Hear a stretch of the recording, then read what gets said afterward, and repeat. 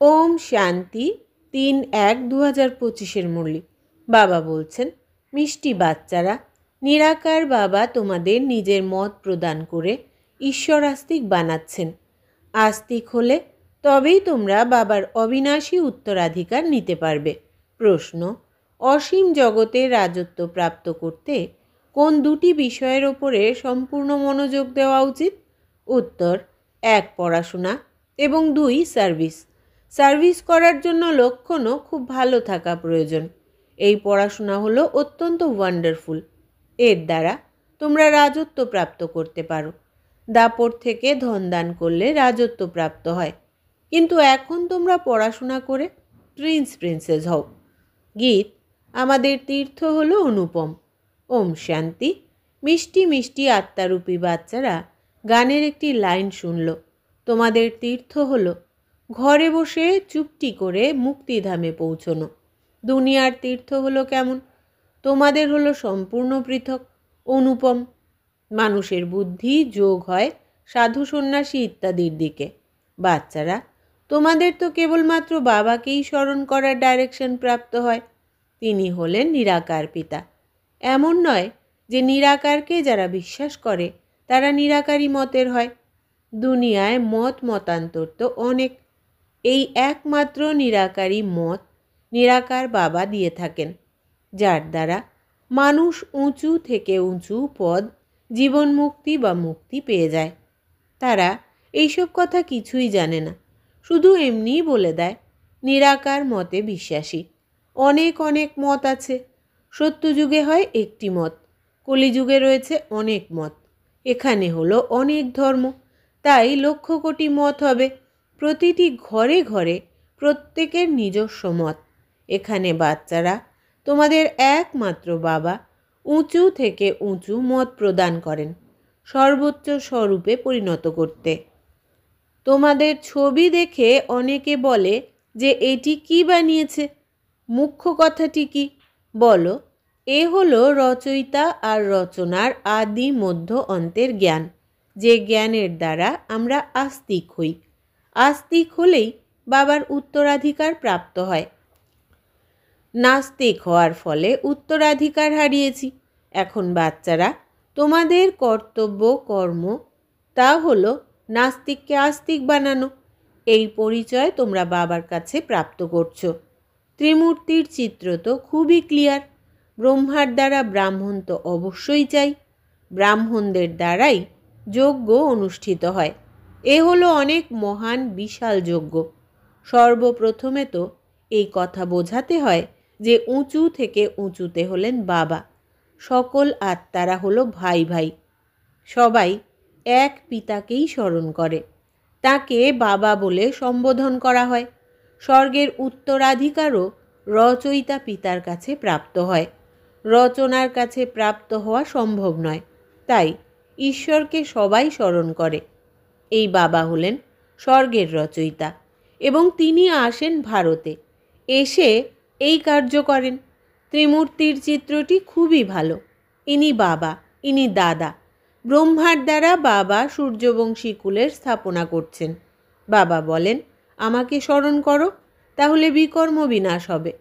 মুখ্য উদ্দেশ্যটি সম্পূর্ণ আছে, তাই বাবা মডেল তৈরি করেন। বলো, খুব কম শব্দে, মাত্র দুটি শব্দে তোমাদের বোঝাই। বাবার কাছে সেকেন্ডে স্বর্গের উত্তরাধিকার প্রাপ্ত হওয়া উচিত। বাবা হলেন স্বর্গের রচয়িতা। এই মডেলগুলি খুব ভালো জিনিস, কিন্তু অনেক দেহ অভিমানী বাচ্চারা বোঝে না। এনার মধ্যে সম্পূর্ণ জ্ঞান আছে 1 সেকেন্ডের। বাবা এসে ভারতকেই স্বর্গে পরিণত করেন। নতুন দুনিয়া বাবাই স্থাপন করেন। এই পুরুষোত্তম সঙ্গম যুগেরও গায়ন আছে। এই সম্পূর্ণ জ্ঞান বুদ্ধিতে থাকা উচিত। কারো যোগ আছে তো জ্ঞান নেই, ধারণা হয় না। সার্ভিসেবল বাচ্চাদের জ্ঞানের ধারণা ভালো রীতি হওয়া সম্ভব। বাবা এসে মানুষদের দেবতায় পরিণত করার সেবা করবেন, এবং বাচ্চারা কোনো সেবা করবে না তো কী কর্মে লাগবে? তারা হৃদয়ের সিংহাসনে বসবে কিভাবে? বাবা বলেন, ড্রামায় আমার পার্ট আছে রাবণ রাজ্য থেকে সবাইকে মুক্ত করার।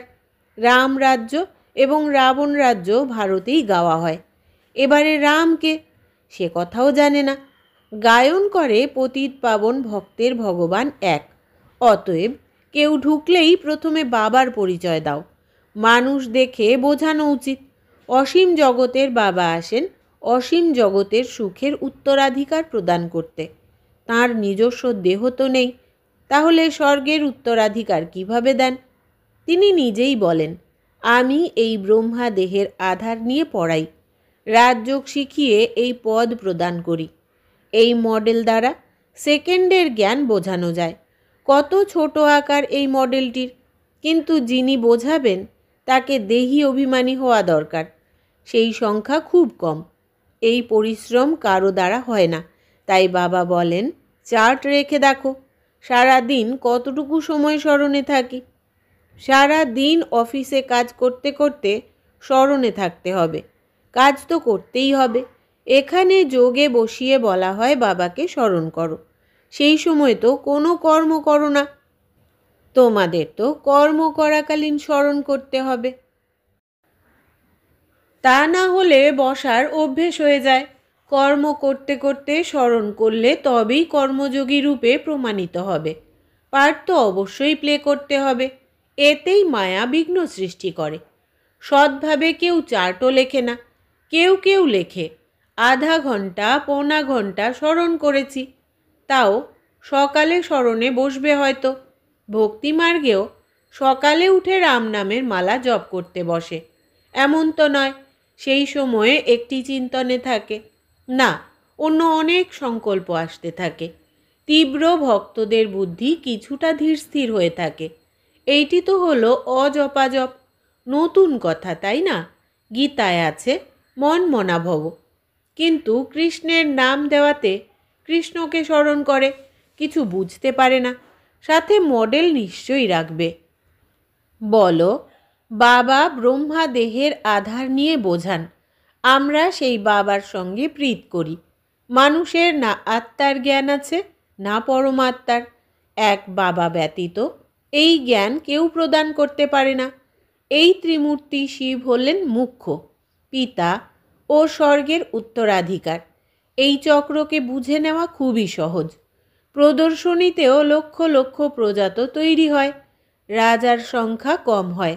তাদের কোটি কোটি প্রজা থাকে, প্রজা অসংখ্য তৈরি হয়। যদিও রাজা হওয়ার জন্য পুরুষার্থ করতে হয়।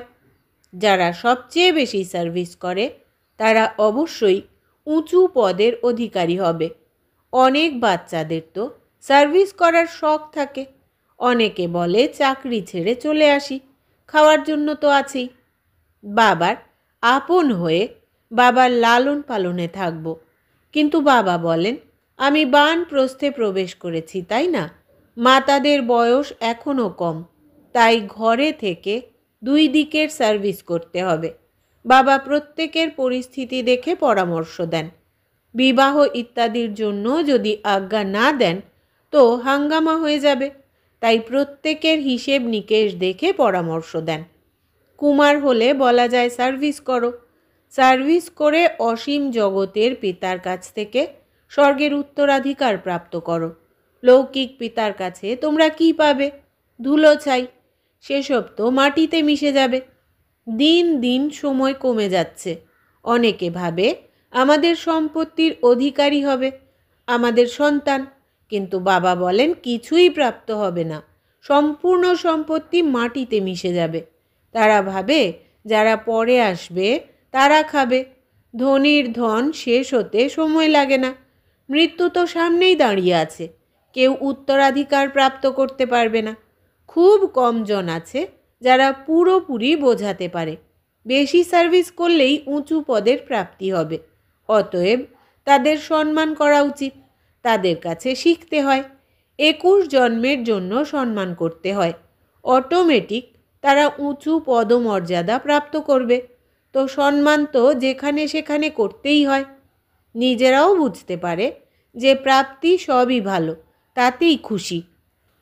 অসীম জগতের রাজত্ব প্রাপ্তির জন্য পড়াশোনা ও সার্ভিস দুটিতেই পুরো মনোযোগ দেওয়া উচিত। এ হলো অসীম জগতের পড়াশোনা। এইরূপ রাজধানী স্থাপন হচ্ছে, তাই না? এই পড়াশোনা করে তোমরা প্রিন্স হও।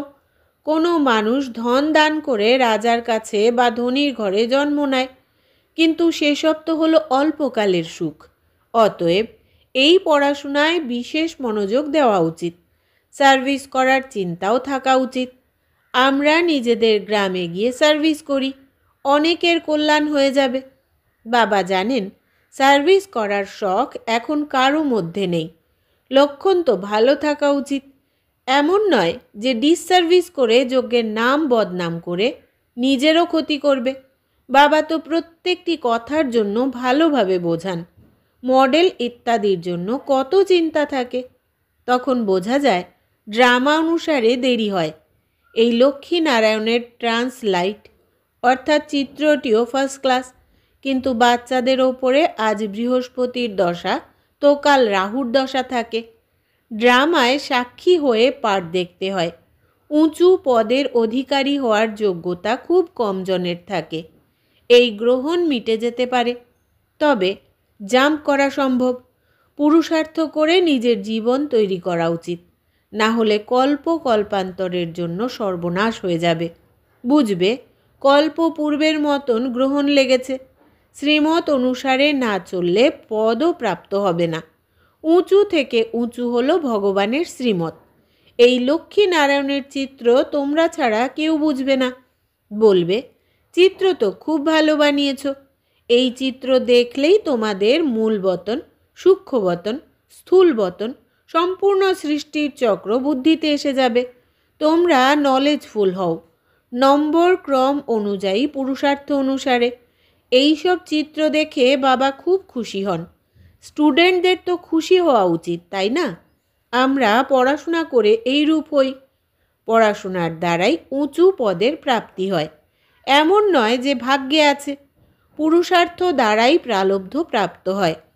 পুরুষার্থ করান এমন পিতাকে পেয়েছি। তাঁর শ্রীমত অনুসারে না চললে দুর্গতি হবে। সর্বপ্রথমে এই মডেল নিয়ে বোঝাও। তারপরে যারা যোগ্য হবে তারা বলবে, আমরা এই মডেল পেতে পারি। হ্যাঁ, কেন নয়? যে এই ধর্মের হবে, জ্ঞানের তীর লাগবে, তার কল্যাণ হওয়া সম্ভব। বাবা তো সেকেন্ডে হাতের মুঠোয় স্বর্গ প্রদান করেন। এতে খুশি হওয়া উচিত। তোমরা শিবের ভক্তদের এই জ্ঞান দাও। বলো, শিব বাবা বলেন, আমাকে স্মরণ করো তো রাজার রাজা হয়ে যাবে। সারা দিন এই সার্ভিস করো। বিশেষ করে বেনারসে শিবের অনেক মন্দির আছে, সেখানে ভালো সার্ভিস হতে পারে। কাউকে তো পাবে। খুব সরল সার্ভিস। কেউ করে দেখো, খাবার তো পাবেই। সার্ভিস করে দেখো। সেন্টার তো সেখানে আছেই। সকালে যাও মন্দিরে, রাতে ফিরে এসো, সেন্টারে বানিয়ে দাও। সবচেয়ে বেশি সার্ভিস তোমরা শিবের মন্দিরে করতে পারো। উঁচু থেকে উঁচু হলো শিবের মন্দির। মুম্বাইতে বাবুলনাথের মন্দির আছে। সারা দিন সেখানে গিয়ে সার্ভিস করে অনেকের কল্যাণ করতে পারো। এই মডেলটি যথেষ্ট। ট্রায়াল করে দেখো। বাবা বলেন, এই মডেলটি লক্ষ কেন, 10 লক্ষ করে বানাও। বয়োজ্যেষ্ঠরা ভালো সার্ভিস করতে পারে। অসংখ্য প্রজা তৈরি হবে। বাবা শুধু বলেন, আমাকে স্মরণ করো। মন মনাভব শব্দটি ভুলে গেছো। ভগবান উবাচে আছে না? কৃষ্ণ ভগবান নন, সে তো 84 জন্ম নেয়। শিব বাবা এই কৃষ্ণকেও এই পদ প্রাপ্ত করান। তাহলে ধাক্কা খাওয়ার কি দরকার? বাবা তো বলেন, শুধু আমাকে স্মরণ করো। তোমরা সবচেয়ে ভালো সার্ভিস শিবের মন্দিরে করতে পারবে। সার্ভিসের সফলতার জন্য দেহি অভিমানী অবস্থায় স্থিত হয়ে সার্ভিস করো। মন পরিষ্কার তো মনোবাঞ্ছা পূর্ণ। বেনারসের জন্য বাবা বিশেষ পরামর্শ দেন। সেখানে বানপ্রস্থীদের আশ্রম আছে। বলো, আমরা ব্রহ্মার সন্তান ব্রাহ্মণ। বাবা ব্রহ্মার দ্বারা বলেন, আমাকে স্মরণ করো তো বিকর্ম বিনাশ হবে। অন্য কোনো উপায় নেই। সকাল থেকে রাত পর্যন্ত শিবের মন্দিরে বসে সার্ভিস করো। ট্রাই করে, অর্থাৎ চেষ্টা করে দেখো। শিব বাবা নিজে বলেন, আমার অনেক মন্দির আছে। তোমাদের কেউ কিছু বলবে না, বরং আরও খুশি হবে। ইনি তো শিব বাবার মহিমা বর্ণনা করেন। বলো, এই ব্রহ্মা, ইনি হলেন ব্রাহ্মণ, কোনো দেবতা নন। ইনিও শিব বাবাকে স্মরণ করে এই পদ প্রাপ্ত করেন। এনার দ্বারা শিব বাবা বলেন, মামেকম স্মরণ করো। কত সহজ! বৃদ্ধজনের কেউ অপমান করবে। বেনারসে এখনও ততখানি সার্ভিস হয়নি। মডেল বা চিত্র দ্বারা বোঝানো খুব সহজ। কেউ যদি গরিব থাকে তাহলে বলো, তোমার জন্য ফ্রি। কেউ ধনী থাকলে বলো, তোমরা আরও দিলে অনেকের কল্যাণার্থে আমরা আরও প্রিন্ট করব। তাতে তোমাদেরও কল্যাণ হয়ে যাবে।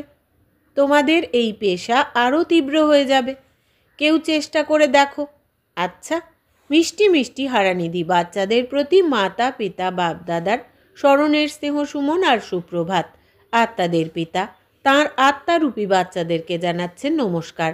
আমরা আত্মা সন্তানেরা আমাদের আত্মা পিতাকে জানাই স্মরণের স্নেহ সুমন, সুপ্রভাত আর নমস্কার। ধারণার জন্য মুখ্য সার: 1. জ্ঞানকে জীবনে ধারণ করে তারপরে সার্ভিস করতে হবে। যে বেশি সার্ভিস করে সুলক্ষণযুক্ত হয় তাদের সম্মান অবশ্যই করতে হবে। 2. কর্ম করাকালীন স্মরণে থাকার অভ্যেস করতে হবে। সার্ভিসের সফলতার জন্য নিজের অবস্থা দেহি অভিমানী বানাতে হবে। মন পরিষ্কার রাখতে হবে। বরদান: সকল সমস্যার বিদায় সমারোহ পালন করে সমাধান স্বরূপ ভব। বিস্তার: সমাধান স্বরূপ আত্মাদের মালা তখন তৈরি হয় যখন তোমরা নিজেদের সম্পূর্ণ স্থিতিতে স্থিত হবে। সম্পূর্ণ স্থিতিতে সমস্যাগুলিকে শৈশবের খেলা অনুভব হয়, অর্থাৎ সমাপ্ত হয়ে যায়। যেরকম ব্রহ্মা বাবার সামনে যখন কোনো বাচ্চা সমস্যা নিয়ে আসতো, তখন সমস্যার কথা বলার সাহসই থাকতো না, সেই কথাই ভুলে যেত। এই রকম তোমরা বাচ্চারাও সমাধান স্বরূপ হও, তাহলে অর্ধেক কল্পের জন্য সমস্যাগুলির বিদায় সমারোহ হয়ে যাবে। বিশ্বের সমস্যাগুলির সমাধানই হলো পরিবর্তন। স্লোগান: যারা সদা জ্ঞানের চিন্তন করে তারা মায়ার আকর্ষণ থেকে বেঁচে যায়। যারা সদা জ্ঞানের চিন্তন করে তারা মায়ার আকর্ষণ থেকে বেঁচে যায়। নিজের শক্তিশালী মনসার দ্বারা সাকাশ দেওয়ার সেবা করো। নিজে ডাবল লাইট ফরিস্তা স্বরূপে স্থিত হয়ে সাক্ষী হয়ে সকলের পাঠ দেখে সাকাশ অর্থাৎ সহযোগ দাও, কেননা তোমরা সকলের কল্যাণের নিমিত্ত হয়েছ। এই সাকাশ দেওয়াই হলো পালনা দেওয়া, কিন্তু উঁচু স্থিতিতে স্থিত হয়ে সাকাশ দাও। বাণীর সেবার সাথে সাথে মনসা শুভ ভাবনার বৃত্তি দ্বারা সাকাশ দেওয়ার সেবা করো। আচ্ছা, আজকের সমান হচ্ছে আমি সমাধান স্বরূপ আত্মা। ওম শান্তি।